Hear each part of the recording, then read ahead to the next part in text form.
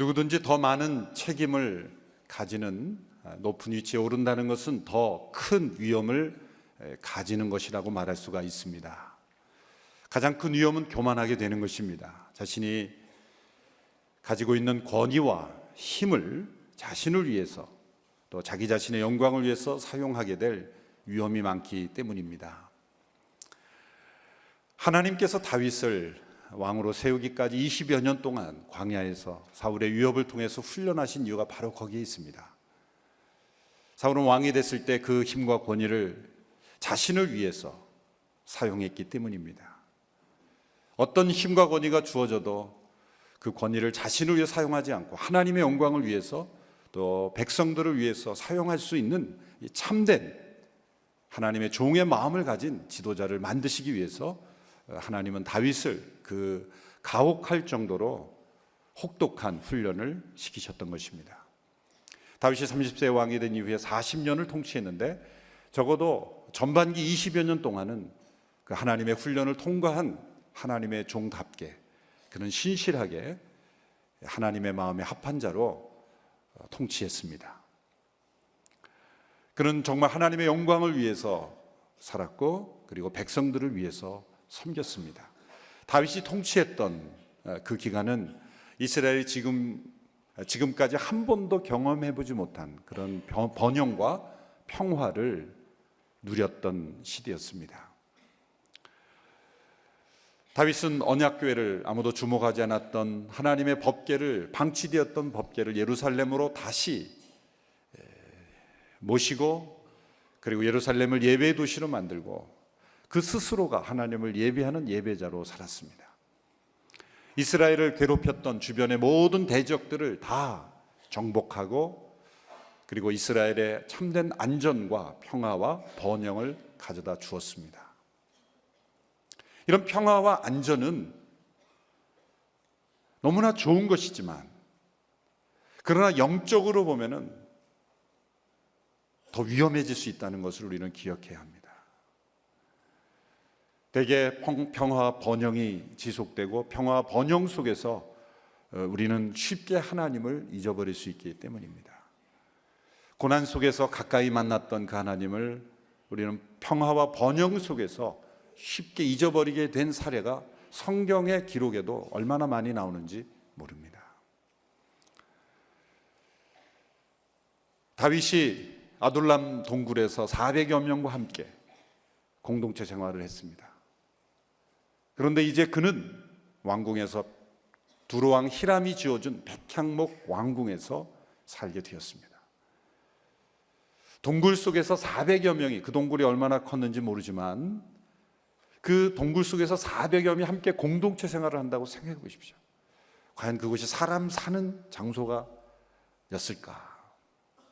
얼마나 힘들고 어려운 거주 환경이었을까 생각해 보십시오.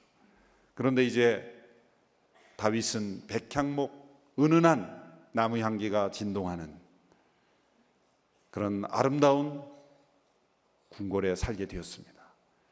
이 환경의 변화, 동굴에서 살던 그가 이제는 백향목 궁에 살게 되었다는 것, 이건 너무나 좋은 일이고 이것은 축복이고 하나님이 함께 하심으로 그에게 주어진 하나님의 은혜죠.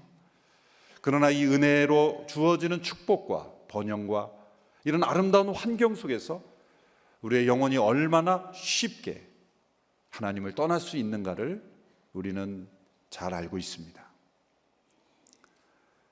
여러분이 만일 동굴에서 생활하다가 왕궁에서, 백향목궁에서 생활하게 됐다고 했을 때 과연 동굴 속에서 깊이 만난 그 하나님, 간절하게 그 바위를 붙잡고 나무를 붙잡고 하나님을 예배했던 그 예배의 모습이 과연 백향목궁에서 동일하게 하나님을 사모하는 영혼으로 나타날 수 있을까? 아담과 하와가 타락했던 것은 궁핍한 환경이 아니라 모든 것이 풍족한, 단 한 가지의 금지 명령을 제외하고는 모든 것을 마음대로 할 수 있는 그런 축복된 환경이었다는 것을 우리는 기억해야 합니다. 그럼 우리는 환경이 좋아지면 좋아질수록 축복과 번영과 평화가 주어질수록 영적으로는 더 위험한 상황에 처해 있다라고 우리는 기억해야 될 줄로 믿습니다.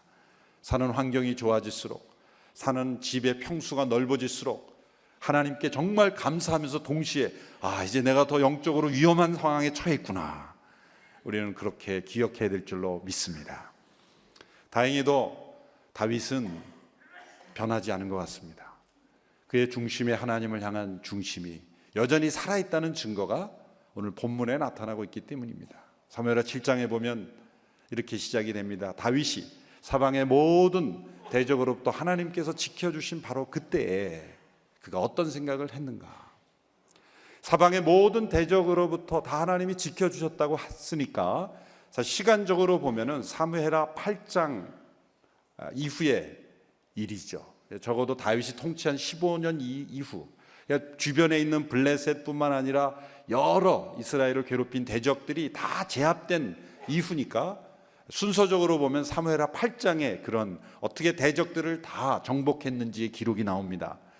그러니까 시간상으로 보면 8장 이후의 일인데, 중요도로 비해서, 중요도 때문에 언약궤를 예루살렘으로 모신 직후에 이 사건을 기록한 중요도에 따른 배열이라는 것을 우리는 기억해야 합니다.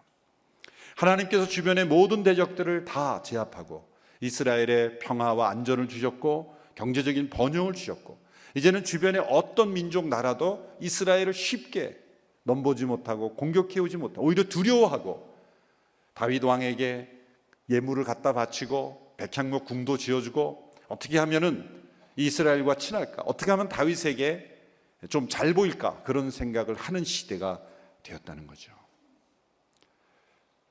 바로 영적으로는 가장 위험에 처해 있을 바로 그때 다윗은 교만해지지 않았고 허영과 그리고 방심에 처하지 않았고, 오히려 여전히 그는 하나님 중심의 마음의 태도를 가졌다는 것을 우리는 알 수가 있습니다. 그는 어느 날 언약궤가 놓여 있는 장막을 바라보면서 이런 생각을 하게 된 것이죠. 나는 이렇게 좋은 백향목 왕궁에 누웠는데 하나님의 법궤는 광야를 다닐 때에 옮겨 다녔던 장막에 여전히 거하고 있구나. 그것이 마음에 걸린 거죠.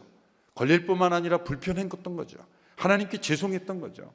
나는 이렇게 이 번영 속에서 백향목 왕궁에 거하는데 하나님의 궤는, 하나님의 법궤 언약궤는 이동식 텐트에 있다는 것이 도저히 용납되지 않았던 겁니다.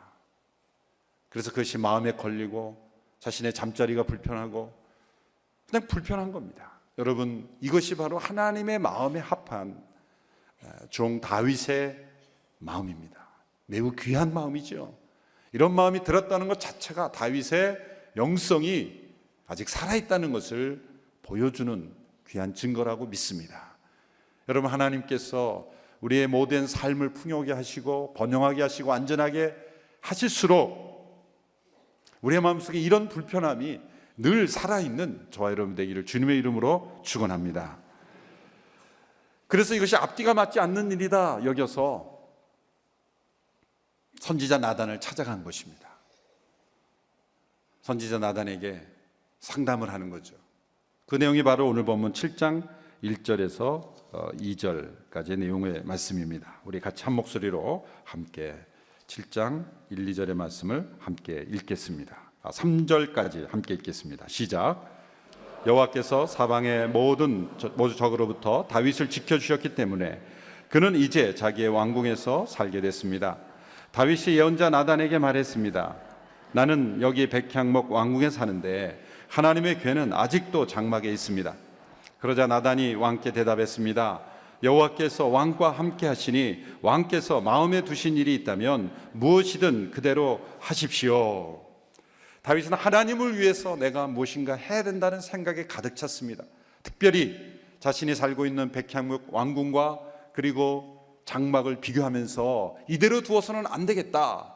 자, 이 말에 그 다음의 말은 기록되지 않았지만 그 다윗의 마음에 있는 숨은 의도는 무엇입니까? 이제는 하나님의 궤가 있는 장막을 이동식이 아니라 온전한 영구적인 그런 하나님의 집으로 지어야 되지 않겠습니까? 라는 그런 메시지죠. 자, 나단은 그 다윗의 말을 들었을 때 끝까지 들어보지 않아도 간파한 거죠. 그리고 나단은 감동을 받은 겁니다. 동의와 축복을 한 겁니다. 하나님이 당신과 함께 하시니 당신의 마음에 있는 모든 것을 그대로 행하십시오. 동의를 해줬고 축복을 한 것입니다. 여러분, 다윗이 왕이지만 스스로도 기도할 수 있지만 선지자 나단에게 찾아간 것은 굉장한 겸손을 보여주는 겁니다. 대개 왕의 권위가 있으면 선지자를 무시하고 선지자를 자기 마음대로 할 수 있다고 생각하는 거죠.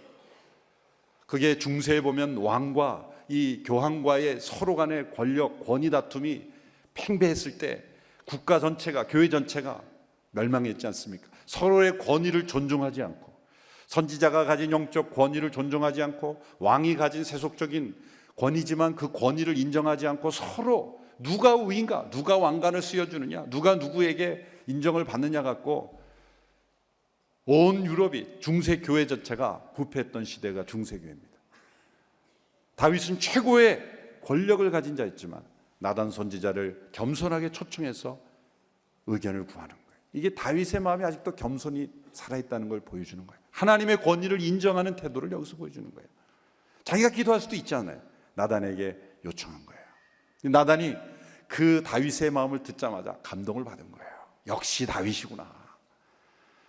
지금까지 다윗이 해온 일을 보면 뭐 흠잡을 데가 없는 거죠.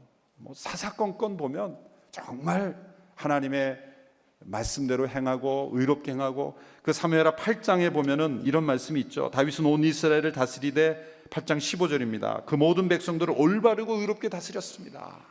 온 이스라엘을 다스리되 모든 백성을 올바르고 의롭게 다스린 다윗의 그 행동을 지금까지 살펴보니까 이건 그대로 하면 되는 거예요.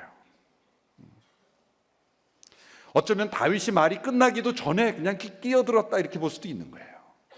나단이 감동을 받은 거죠. 하나님이 당신과 함께 하시니 당신의 마음에 있는 대로 그대로 행하소서. 나단의 입장에서 볼 때는 이것은 뭐 하나님께 기도해 볼 필요도 없다 이렇게 생각한 거죠. 당연히 하나님이 기뻐하신 거고, 지금까지 다윗이 선택하고 행했던 모든 것들을 보면 당연히 하나님이 기뻐하실 것이라 생각했어요. 그런데 나단은 큰 실수를 범한 겁니다. 큰 실수를 범한 거죠. 왜냐하면 하나님께 묻지도 않고, 하나님의 계획이 어떤 것인지도 세심하게 묻지 않고 대답했기 때문이에요. 나단은 지금 선지자적인 대답을 한 게 아니라 인간적인 대답을 한 거예요. 그의 말에는 옳은 부분도 있지만 옳지 않은 부분도 있었어요. 옳은 부분은 뭡니까? 하나님이 다윗과 함께 한다는 것은 좀 옳은 부분이에요. 근데 옳지 않은 부분은 뭐예요? 이렇게 말했어요. 당신의 마음에 있는 대로 모든 것을 다 그대로 행하라. 이건 옳지 않은 겁니다. 하나님의 계획을 세심하게 여쭤봐야 될 선지자가 그것 때문에 다윗이 찾아왔는데 듣자마자 대답한 거예요. 올바른 하나님의 선지자라면 어떻게 대답해야 됐습니까? 기도해 봅시다. 당신의 마음대로, 나 마음에 그런 소원이 있지만 정말 하나님이 기뻐하시는 것인지, 정말 그것을 행해야 되는지 우리가 함께 기도하면서 하나님의 뜻을 기대해 봅시다. 기다려 봅시다. 하나님의 음성을 함께 들읍시다. 그렇게 말했어야 되는데, 오케이, 너무 좋습니다, 바로 하십시오, 그렇게 말한 거예요. 목회자들도 사실 이 선지자 나단과 같은 그런 실수에 빠질 위험이 많습니다. 물론 목회자가 꼭 선지자라는 것은 아니지만 선지자적 기능을 해야 되죠. 만일 어느 교회 어느 성도님이 목회자에게 찾아와서 이렇게 얘기했다고 생각해 보시죠. 목사님, 제가 사업을 많이 해서 큰 돈을 벌었습니다. 저는 너무나 좋은 집에 살고 있는데 예배당을 보니 너무 좁고 협소하고 이거 말이 안 됩니다. 제가 잠이 안 옵니다. 잠이. 그래서 기도하는 가운데는 빼고 제가 이런 결정을 했습니다. 큰 예배당을 지어서 헌당하기로 제가 결정했습니다. 그럼 목회자가 뭐라 그럴까요? 할렐루야, 하나님 우리 성도와 함께 하십니다. 그 마음에 있는 모든 그대로 바로 행하십시오. 어디다 질까요? 그러지 않을까요? 그러지 않을까요? 그 마음 자체가 얼마나 감동입니까? 그거 뭐 물어볼 필요가 있습니까? 현실이 그렇고 또 다 헌당하겠다는데 그걸 말릴 목회자가 어디 있겠습니까? 대개는 다 나단처럼 할렐루야, 하나님이 함께 하십니다, 있는 그대로 마음에 있는 대로 행하십시오, 그렇게 하지 않았을까? 그러나 올바로 된 교육자라면 어떻게 해야 되겠습니까? 우리 함께 기도해 보십니다. 그 마음은 너무 귀한 거지만 정말 하나님이 기뻐하시는 것인지 우리가 함께 기도하면서 어떻게 하는 것이 좋을지를 조금만 더 기다려 봅시다 라고 하는 그러한 어떤 하나님 중심적인 마음으로 템포를 느려야 될 필요성이 있어요. 나단은 많은 사역자들이 빠질 수 있는 그러한 조급하고, 그리고 겉으로 들어봐서는 너무나 이것은 하나님이 반대하실 이유가 없는, 너무 순수하고 깨끗하고 사심 없고 그렇게 하나님을 생각하는 마음을 느껴졌을 때는 오케이 합시다, 그렇게 나가는 거죠.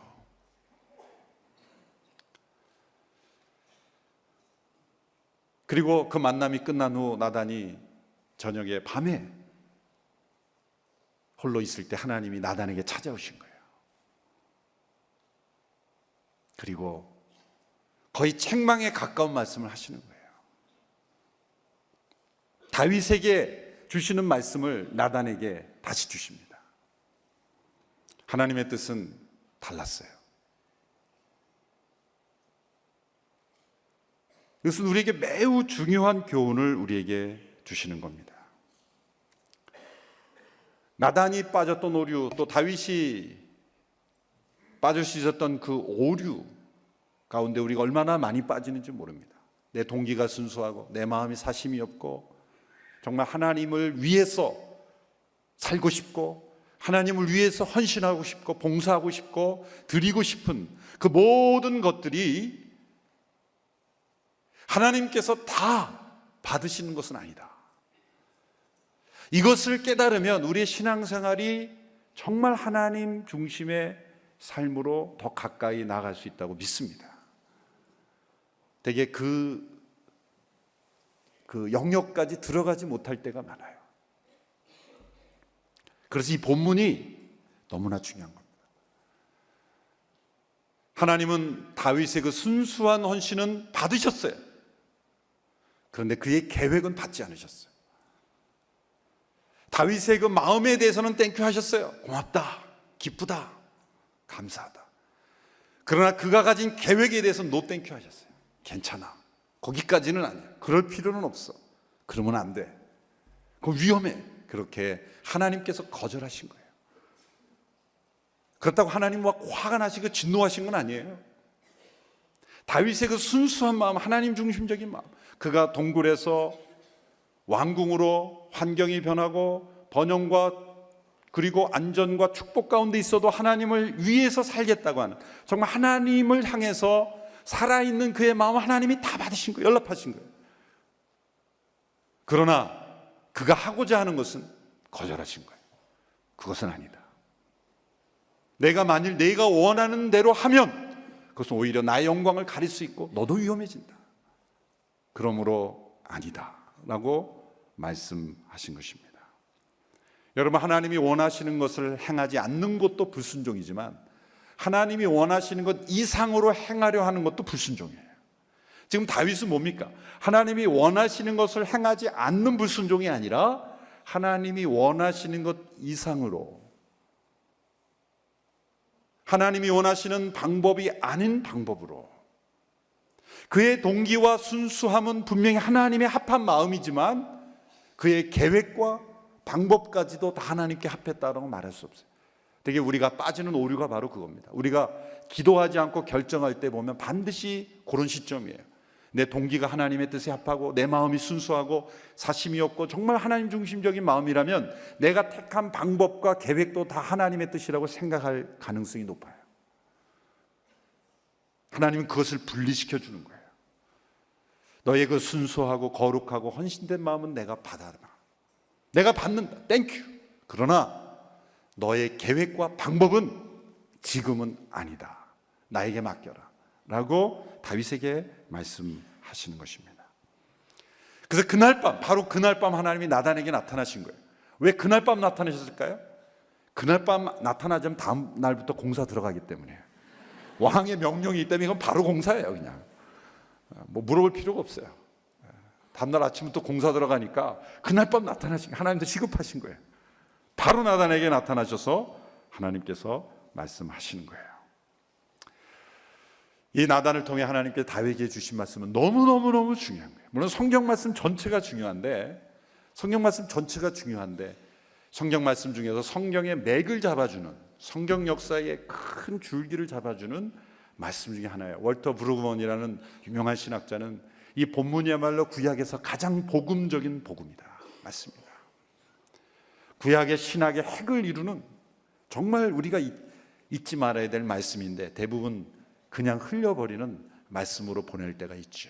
오늘 말씀으로 듣고 끝이는 것이 아니라 왜 하나님께서 다윗의 마음을 받으시고 그의 계획은 거절하셨는가, 그것을 통해서 하나님께서 가르쳐 주신 계획이 무엇인가, 그것이 우리에게 어떤 의미를 주는가를 우리가 깊이 생각할 때 오늘 우리의 신앙생활에 하나님과의 관계가 더 온전해질 줄로 믿습니다. 세 가지 이유로 저는 이 하나님의 말씀을 정리해 보았습니다. 첫째는 5절에서 7절의 말씀에 나와 있는 메시지입니다. 우리 같이 한번 5절에서 7절 말씀을 함께 읽어보겠습니다. 시작. 가서 내 종 다윗에게 말하여라. 나 여호와가 말한다. 내가 나를 위해 내가 있을 집을 지어주겠느냐? 내가 이스라엘 자손들을 이집트에서 이끌어낸 그날부터 오늘까지 나는 집에 있은 적이 없고 장막이나 회막을 거쳐 삼아 이리저리 옮겨 다녔다. 내가 온 이스라엘 자손들이 옮겨가는 곳마다 내 백성 이스라엘을 돌보라고 명령한 이스라엘 지파 가운데 누구에게든 왜 내게 백향목 집을 지어주지 않느냐고. 이 메시지가 어떤 뜻입니까? 첫째로 하나님은 당신을 한 일정한 집이라는 제한된 공간에 갇혀 있는 어떤 종교적인 신으로 만들어지는 것을 경고하신 거죠.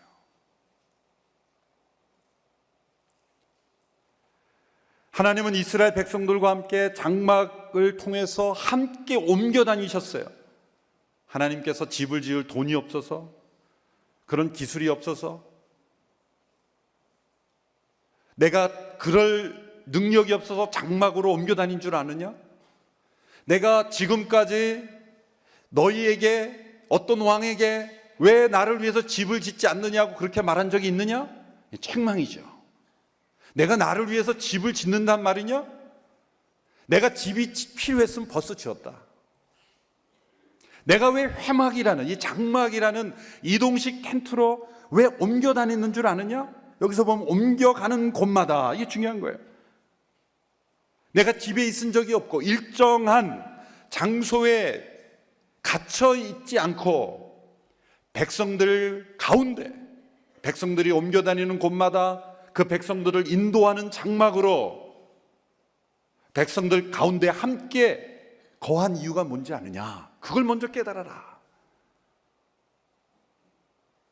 나는 한 신전이나 어떤 집에만 거하는 그런 신이 아니지 않느냐. 나는 그런 하나님이 아니다. 나는 그 백성들 가운데 함께 임재하고 그와 동행하고 그들을 인도하는, 어디나 계시며 어느 곳에나 존재하며 큰지 화려한 집에 거하는 그런 내가 신이 아니지 않느냐. 나는 그 백성들과 함께 그 백성을 인도하는, 임재하는 하나님이지 멋있는 신전에 갇혀있는 종교적인 신이 아니지 않느냐. 하나님이 다윗의 생각을 통해 다윗이 생각하지 못한 첫 번째 위험을 지적해 주시는 거예요. 다윗이 지금 내가 하나님을 위해 하나님의 집을 짓겠다라고 하면서 그가 백향목 궁보다 더 멋진 집을 지었겠죠. 만약 그렇게 되면 어떻게 되는 겁니까?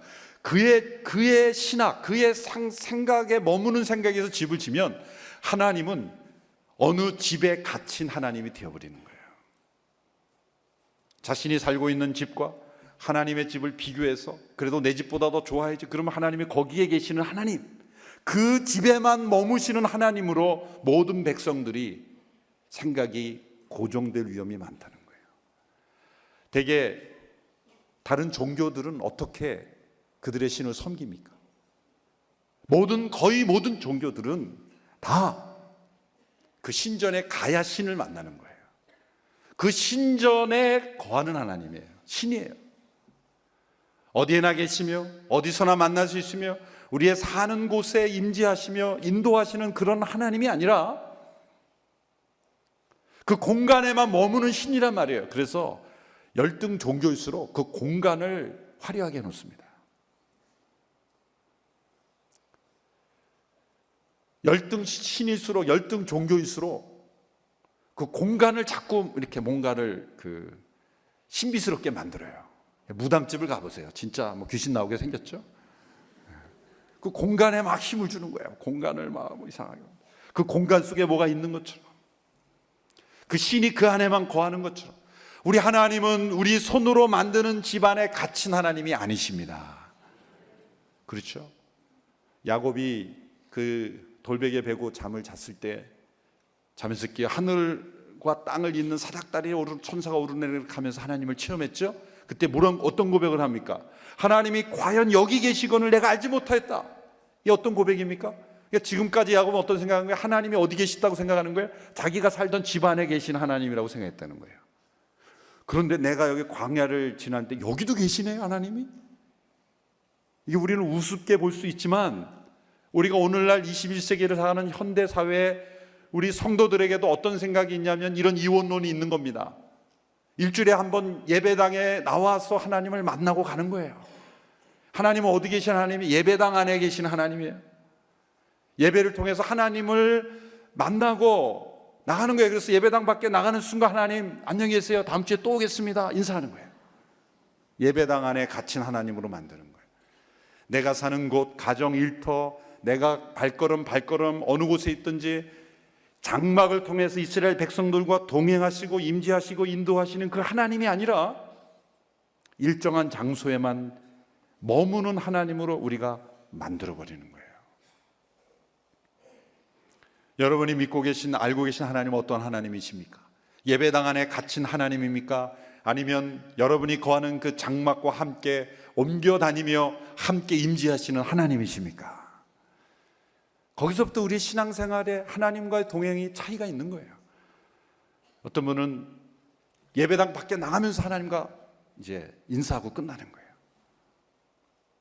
또 어떤 분은 예배당 안에 있으면서도 예배 시간에만 하나님 만나요. 그리고 예배 끝나고 회의 시작하면 하나님 잠깐만 나가 계세요. 우리끼리 할 얘기가 좀 있습니다. 그래서 어느 교회는 예배 드릴 때는 하나님 함께 계시는데 또 예배 끝나고 회의가 시작이 되면 예수님 죄송합니다. 우리끼리 좀 할 얘기가 있으니 나가 계세요. 예배 시간에만 함께 하신 하나님이 되는, 같은 장소에도 점점 좁아지는 거예요. 내가 너희에게 집을 지어달라는 적이 있느냐? 나는 집에 있은 적이 없다. 내가 집을 지을 능력이 없어서가 아니라 왜 내가 장막에 옮겨놨는지를 생각해라. 그것은 내가 어떤 하나님인지를 너에게 가르쳐주기 위해서 그렇게 한 것이다. 그 하나님에 대한 생각, 우리가 하나님을 위해서 하는 어떤 봉사가, 하나님을 위해서 하는 어떤 헌신이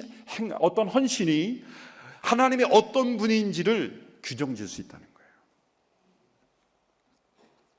우리 육체의 종교적인 본성은 늘 하나님을 위해서 무엇인가를 하고 싶어 해요. 그런데 그것이 과연 우리 하나님을 하나님 되게 하느냐, 우리 하나님이 어떤 하나님인가를 올바로 나타내는지를 우리가 기도하는 가운데 고민해야 된다는 거예요. 내가 장막과 함께 이스라엘 백성들과 옮겨 다닌 것을 기억하라. 나는 한 집에 갇혀 있는 신이 아니다. 무소부재하며 어느 곳에나 너희와 함께하는 그런 하나님이다. 이것을 먼저 다윗이 깨닫게 하시는 거예요. 둘째로 하나님은 다윗이 하나님을 위해 무엇인가를 해 하나님의 집을 짓겠다는 것을 거절하시면서 우리가 하나님을 도와드리는 것으로 생각하고 행하는 모든 것을 거절하십니다. 본문 8절 9절에 하나님의 메시지가 담겨 있습니다. 8절 9절의 말씀을 우리 같이 읽어보겠습니다. 시작. 그러니 내 종 다윗에게 말해라. 전능하신 여호와께서 말씀하신다. 내가 양떼를 따라다니던 너를 목장에서 데려다가 내 백성 이스라엘의 통치자로 삼았다. 내가 어디로 가든지 내가 너와 함께 했고 내 앞에서 내 모든 원수들을 끊어내었다. 그러니 이제 내가 이 땅의 위대한 사람들의 이름처럼 내 이름을 위대하게 만들어주겠다. 이 말씀에서 가장 강조되고 있는 단어는 뭡니까? 강조는 반복입니다. 내가라는 단어야. 내가. 아니 사무엘하 7장 전체에서 23번이나 하나님이 1인칭 주어 내가라는 단어를 반복하셨어요. 왜 이 단어를 반복하죠? 너 주어 바꾸지 말라는 거예요. 다윗이 자신이 하나님을 위해 내가 무엇인가를 하겠다고 할 때 우리가 하나님을 위해서 뭔가 할 수 있는 능력이 있고 실력이 있어서 뭔가를 하려고 할 때 가장 큰 위험은 뭡니까? 그 봉사와 헌신과 충성 속에 감추어진 위험은 뭡니까? 주어를 바꾸는 거예요. 내가 하나님을 위해 했다. 굉장히 위험한 거죠.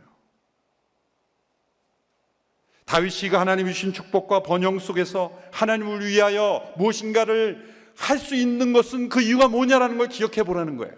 하나님이 주신 주어를 바꿔주시는 거예요. 너가 베들레헴 목동이었을 때 누가 너를 선택했는데 내가 너를 선택해서 불렀고 내가 너를 훈련시켰고 내가 너를 지금 위치에 두었고 내가 너에게 번영을 주었고 내가 너를 안전하게 했고 내가 너의 지금의 너를 있게 한 것은 누구냐? 나다. 그런데 많은 사람들이 현재의 자기의 위치 속에서 내가 무엇인가를 할 수 있는 능력이 되었을 때 내가 나를 지금까지 있게 하신 그 하나님의 은혜, 하나님의 능력, 하나님의 주권, 하나님의 섭리는 다 잊어버리고 이제부터는 내가 하는 거예요. 내가 하나님을 위해서인 걸 한 거예요. 주어를 바꿔버리는 거예요. 왜 하나님이 이 본문에서 내가 너를 선택했고 내가 너를 불렀고 내가 너를 복주었고 내가 너를 존귀케 했고 내가 너의 이름을 위대하게 만들어주겠다. 지금 다윗은 하나님의 이름을 위대하게 해드리려고 그러는 거예요. 하나님 이렇게 말씀하시는 거예요. 너가 나의 이름을 위대하게 만들어? 너가 나를 위대하게 안 해도 난 이미 위대해. 너가 나를 위해서 무엇인가를 한다 해서 내가 위대해지는 게 아니야. 나는 이미 위대해. 내가 너를 위대하게 하는 존재야. 제발 주어를 바꾸지 마. 주어를 바꾸지 마. 우리가 하나님을 위해 일한다고 할 때 빠질 수 있는 위험은 바로 그겁니다. 그 하나님을 위하는 그 마음은 얼마나 소중하고 귀한 겁니까? 하나님 걸 받으세요. 그렇지만 하나님을 위해 한다라고 우리의 계획과 실행 속에서 주어를 우리가 너무나 자주 바꾸는 거예요. 내가 했다. 내가 하나님을 위해서 이거 했어. 여러분 그런 의미에서 만일 우리가 주어를 바꾸면서 행한다면 하나님을 위해 일하지 마십시오라고 일해야 되는 거예요. 말해야 되는 거예요. 너 나를 위해서 일하지 말라는 거예요. 너는 안 섬겨도 돼 라고 말씀하시는 거예요. 너가 나를 위해서 일해? 그런데 너가 행하는 걸 보면 전부 너밖에 없잖아. 내가 이거 했습니다. 내가 하나님을 위해 했습니다. 내가 하나님의 이름을 마치 하나님이 나의 도움이 필요한 존재로 바꾸는 거예요. 하나님은 절대 받지 않으십니다. 얼마나 많은 하나님의 영광이 왜 가려졌습니까? 하나님을 대적하는 사람들에 의해서 하나님의 영광이 가려진 것 같습니까? 아니죠. 하나님을 대적하는 사람들은 하나님이 그냥 한 방에 날려버리십니다. 하나님을 대적하는 사람들에 의해서 하나님의 영광을 가려기보다 하나님을 위해 일한다고 나선 사람들 때문에 하나님의 영광을 가리는 게 훨씬 많습니다. 사람들이 구별해내기가 어렵거든요. 하나님을 위해 일한다고 할 때 저 사람 하나님을 위해서 일해. 그런데 출발은 순수한 마음이었는데 시간이 흘러갈수록 하나님을 위해 일한다고 하는 그 위한다는 거에 함정이 빠지곤 언제부터? 주어가 바뀐 거예요. 내가 하나님을 위해 어떠한 일을 할 수 있든지 간에 그것을 할 수 있도록 만드신 분이 하나님이시라면 그것은 내가 하는 것이 아니라 하나님이 나를 통해 행하시는 것이다. 그렇게 고백해야 되는 거죠. 주어를 바꿔야 되는 거예요. 한번 따라해 보시죠. 내가 하나님을 위해 일하는 것이 아니라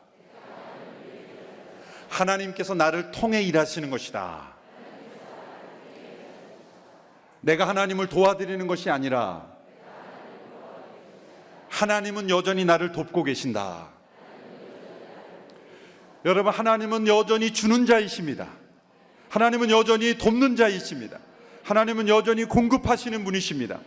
그런데 내가 능력이 있어지면 내가 하나님을께 주는 자가 되고, 내가 하나님을 도와드리는 자가 되고, 내가 하나님을 공급해드리는 자가 돼요. 하나님이 나 없으면 아무것도 못하시는 분처럼. 하나님 나 필요하시죠? 뭘 도와드릴까요? 얼마 필요하세요? 몇 명이 필요하세요? 그렇게 하나님을 돕는 자가 되는 것을 하나님은 싫어하세요. 왜? 주어를 바꿨기 때문에요. 우리가 하나님께 얼마나 많은 거, 아무리 많은 것을 드린다 할지라도 하나님은 여전히 주는 자가 되십니다. 우리가 하나님께 아무리 많은 걸 드려도 우리는 여전히 하나님께 받는 자예요. 그게 우리 올바른 태도인 줄로 믿습니다. 그러면 하나님이 무엇을 받으세요? 많은 것을 하나님께 드렸다 할지라도 하나님을 여전히 주시는 분으로 모셔드리는 것만 하나님이 받으시는 거예요. 이 모든 것도 하나님이 주신 겁니다. 하나님은 여전히 우리에게 주시는 분이십니다. 나는 받았을 뿐입니다. 내가 하나님께 주는 자가 되는 순간 하나님은 거절하십니다. 잘라버리세요. 필요 없어. 하지마. 그거는 아니야. 주어가 바뀌었어. 주어가 바뀌었어. 여러분, 우리의 인생에 하나님을 위해 섬기고 싶은 마음이 들 때마다 우리의 섬김이 주어가 바뀌지 않는 섬김이 되기를 주님의 이름으로 축원합니다. 내가 하나님을 위해 일하는 것이 아니라 하나님이 나를 통해 일하는 것이다. 셋째로, 하나님께서는 다윗이 하나님의 집을 짓도록 하시는 것이 아니라 하나님께서 다윗의 집을 지어주시겠다는 계획을 말씀하셨어요. 이것이 바로 10절에서 13절까지인데 14절 전반부까지 우리 한번 읽어볼까요? 좀 길지만 함께 읽습니다. 시작. 그리고 내 백성 이스라엘을 위해 한 곳을 정해 그들이 뿌리박을 터전을 주고 그들이 다시는 옮겨 다니지 않도록 할 것이다. 또한 전처럼 악한 사람들이 그들을 더 이상 해치지 못하게 하며 내가 사사들을 세워 이스라엘을 다스리게 했던 때와는 같지 않게 할 것이다. 내가 또 너를 내 모든 원수들로부터 구해내어 평안하게 할 것이다. 나 여호와가 직접 너를 위해 왕조를 세울 것을 선포한다. 내 날들이 끝나고 내가 내 조상들과 함께 잠들 때 내가 내 몸에서 나올 내 자손을 일으켜 내 뒤를 잇게 하고 내가 그의 나라를 든든히 세울 것이다. 그가 내 이름을 위해 집을 세울 것이고 나는 그 나라의 보좌를 영원히 세울 것이다. 나는 그의 아버지가 되고 그는 내 아들이 될 것이다. 하나님의 계획을 발표하십니다.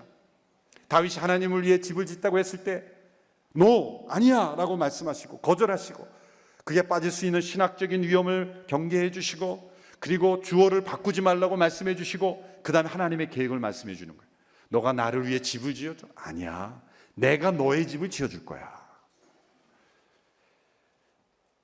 다윗이 하나님의 집을 짓겠다고 했을 때 하나님은 너가 나를 위해 집을 짓지 않고 내가 너의 집을 지어줄 거야.